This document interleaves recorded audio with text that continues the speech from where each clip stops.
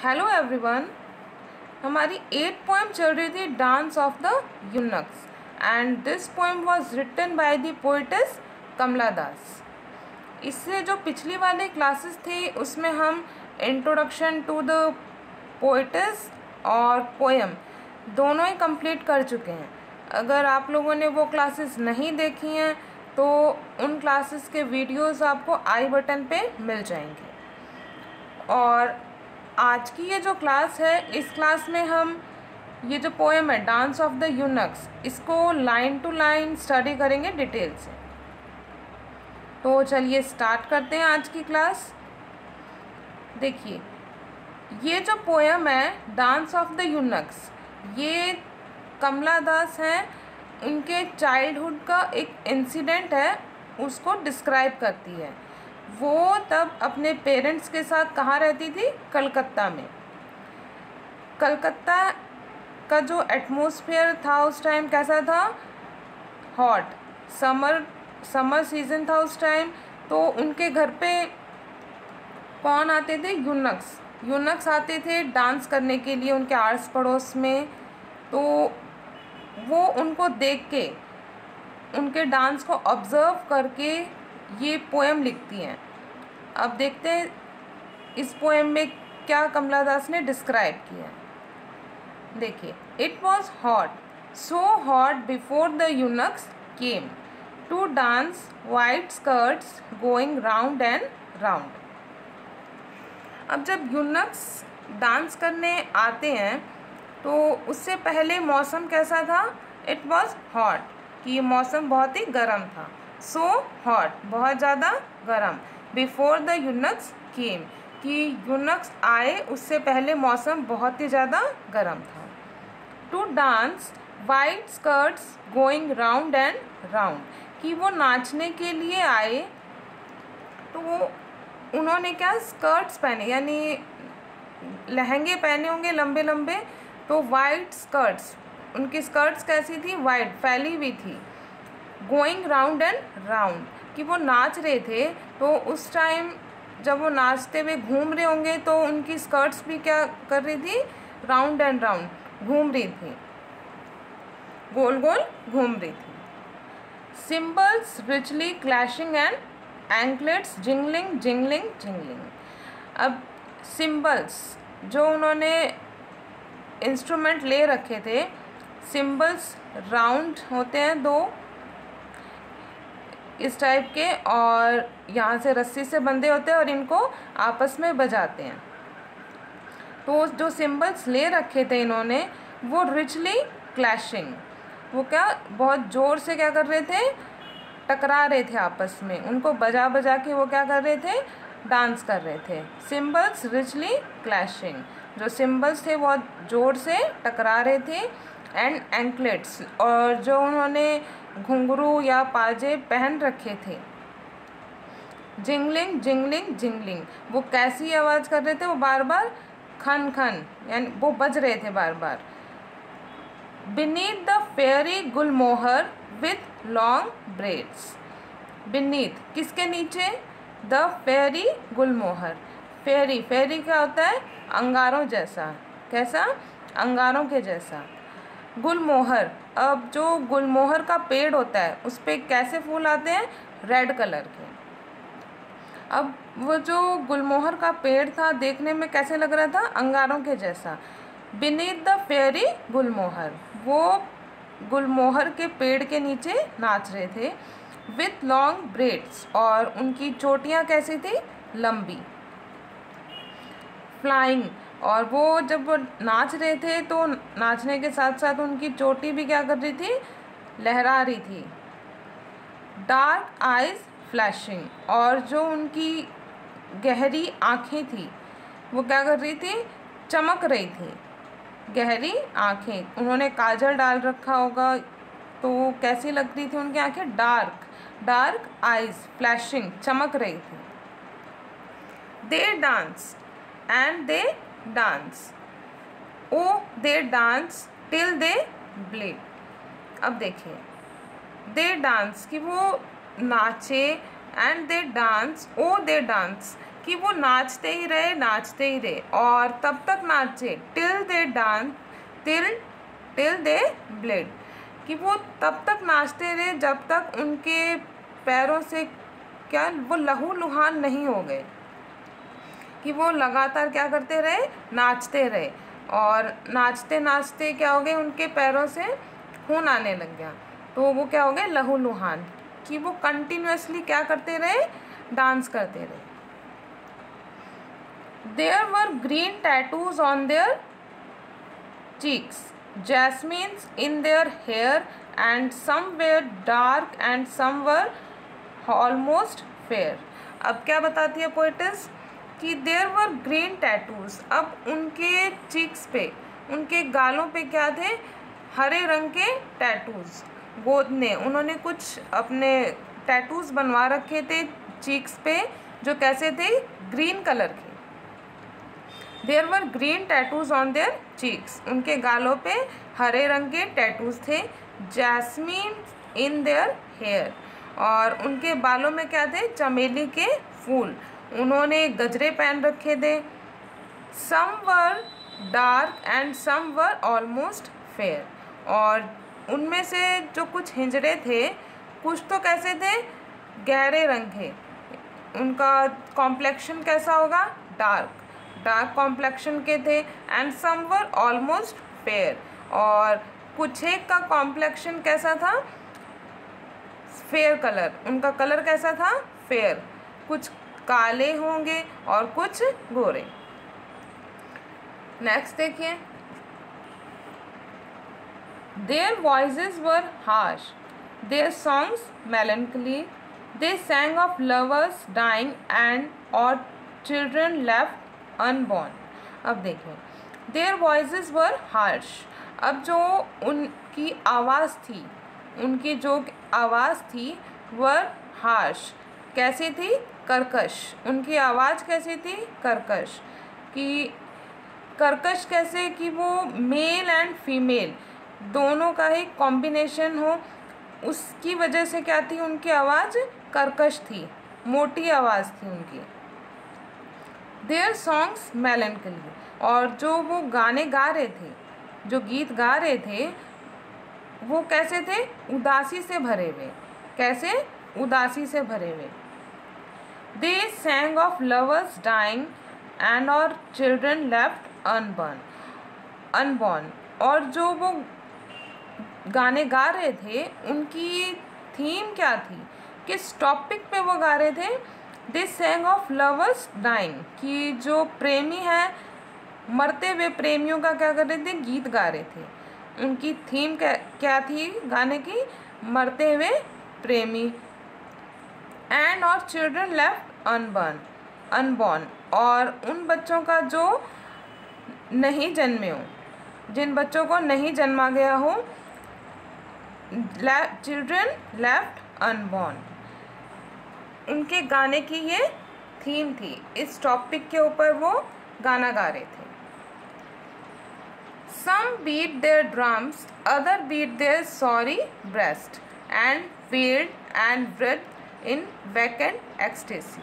अब देखिए, some beat their drums, कुछ क्या कर रहे थे, जो उनके पास इंस्ट्रूमेंट थे उनमें क्या थे, ड्रम्स भी थे, किसी के पास ड्रम थे तो क्या कर रहे थे, कुछ ड्रम्स बजा रहे थे। Other beats their sorry breast, और उनमें से कुछ लोग क्या कर रहे थे, अपनी जो छाती थी उसको पीट रहे थे। सॉरी इसलिए बोला गया है कि वो उदासी से, अंदर से क्या हो, निराशा हो उनके मन में, और अंदर से क्या हो, उदासी से भरे हुए, तो क्या कहा गया है, सॉरी ब्रेस्ट, वो उनका हृदय किससे भरा हुआ था, दुख से। एंड वेल्ड क्या होगा, विलाप करना, विलाप। एंड वेल्ड, और वो क्या कर रहे थे, विलाप कर रहे थे। And writhed in vacant ecstasy, वृद्ध होता है ऐठन, क्या होता है, ऐठन। अब वो नाच रहे थे तो घूम घूम के नाच रहे थे, कभी इधर मुड़ रहे थे, कभी उधर मुड़ रहे थे, तो वो नाचते हुए क्या कर रहे थे, मुड़ रहे थे।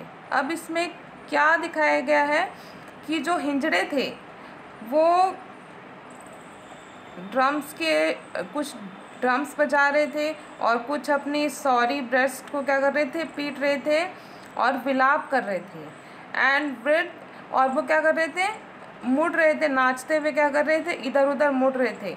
और उनको देख के ऐसा लग रहा था कि बाहर से तो जैसे क्या हो, वो खुश हों, उनको क्या मिल रही हो, बहुत ही खुशी मिल रही हो, परमानंद उनको मिल रहा हो, पर अंदर से क्या थे, वो दुखी थे। उनके अंदर एक खालीपन था। क्या था उनके अंदर? एक खालीपन।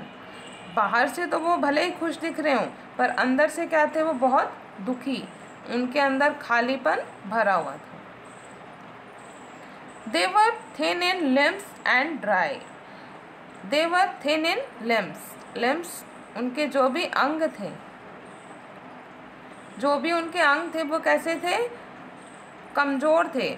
They were thin and dry. मुरझाए हुए, कि उनके जो भी अंग थे वो मुरझाए हुए और बहुत ही कमज़ोर थे। Like half burnt logs were funeral pyres, a drought and rottenness were in each of them. अब जो उनके अंग थे वो मुरझाए हुए थे और वो देखने में कैसे लग रहे थे?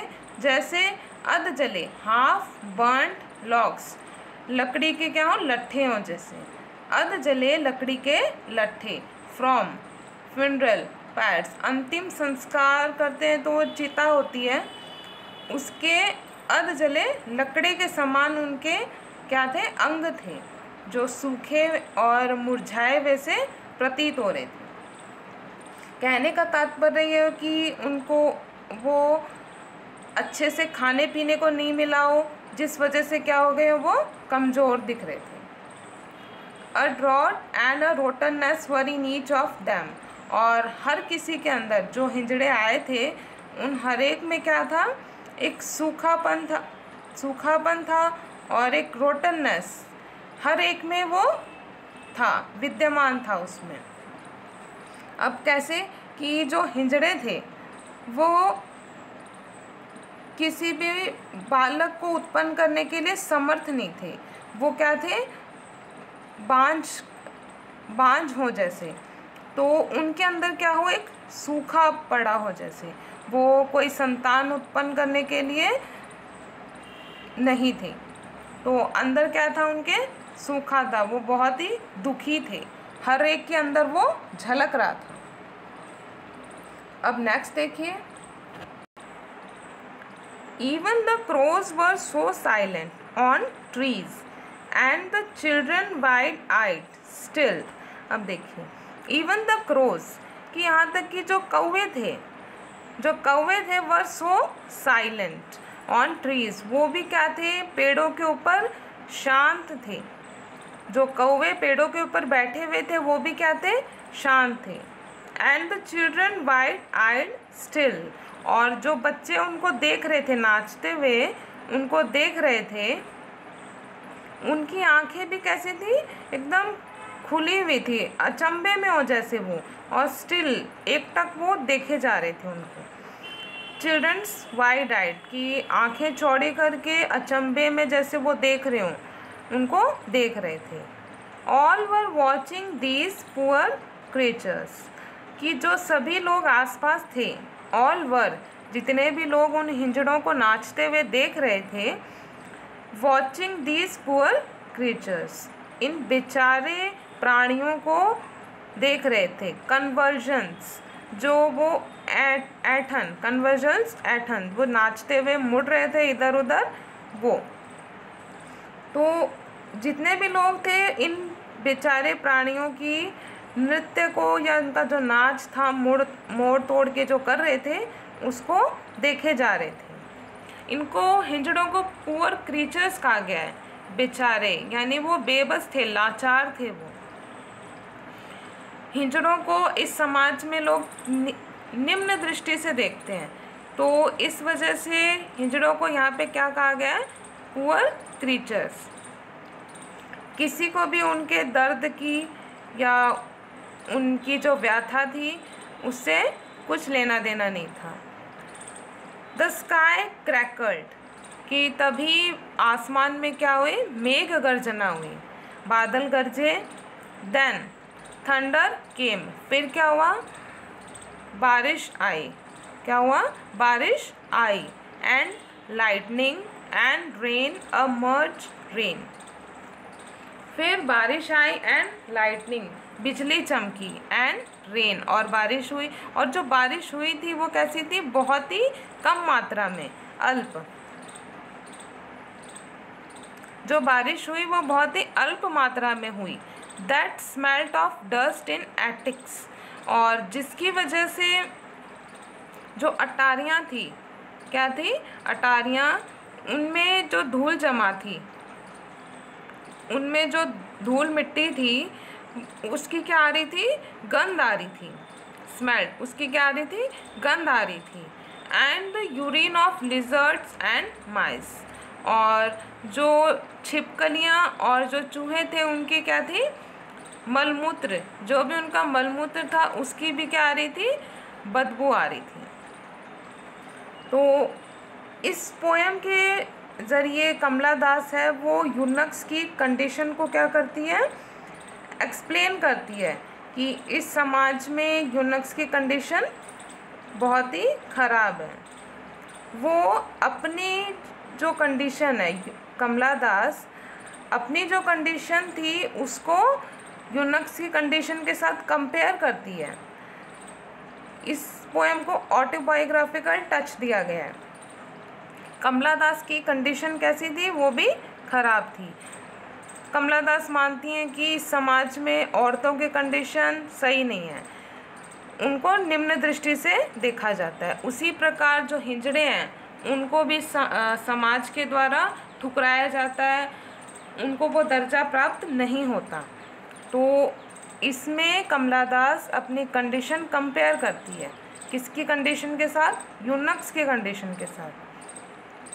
तो इस पोएम के ज़रिए कमला दास यूनक्स की जो लाइफ है कि वो नाच गाना करके वो अपना रोज़गार कमाते हैं, अपनी रोजी रोटी कमाते हैं, लोग उनको पैसे देते हैं और वो नाचते हैं। अब ये जो लास्ट में बारिश हो जाती है उसमें क्या दिखाया गया है कि ये जो बारिश है वो कुछ लोगों के लिए तो क्या हो, वरदान हो, और कुछ लोगों के लिए क्या साबित होगी, अभिशाप। वरदान उनके लिए जो सामान्य लोग थे, जैसा स्टार्टिंग में बताया गया है कि बहुत गर्मी का मौसम था, तो जब बारिश होगी तो मौसम कैसा हो जाएगा, ठंडा, तो वो तो सामान्य लोगों के लिए वरदान साबित होगा। और अंत में जो ये यूनक्स थे जो नाच रहे थे, इनका गाना, नाच गाना बारिश की वजह से क्या हो जाएगा, रुक जाता है, तो उनके लिए ये क्या साबित होती है, अभिशाप, कि नाच गाना रुकने की वजह से इनको अपनी जो रोज़गार जो उनको मिलता है, पैसे मिलते हैं, वो नहीं मिल पाएंगे। तो ये पोएम थी डांस ऑफ द यूनक्स। इस पोएम को हम 3 पार्ट्स में डिवाइड कर सकते हैं। फर्स्ट पार्ट में तो यूनक्स ने जो भी चीज़ें की हुई थी लोगों को अट्रैक्ट करने के लिए, उनका मेकअप या जो कुछ भी वो, और जो सेकंड पार्ट था, सेकंड पार्ट में यूनक्स की जो कमियां थी वो बताई गई हैं पोएटिस्ट के द्वारा। और जो ये थर्ड पार्ट है इसमें जो बारिश आती है उसके बारे में बताया गया है कि वो वरदान भी है और अभिशाप भी। तो ये थी डांस ऑफ द यूनक्स। आज की क्लास में बस इतना ही, और जो नेक्स्ट क्लास होगी उसमें हम इस पोएम से रिलेटेड जितने भी MCQs हैं वो करेंगे। अब मिलते हैं नेक्स्ट क्लास में, तब तक के लिए गुड डे।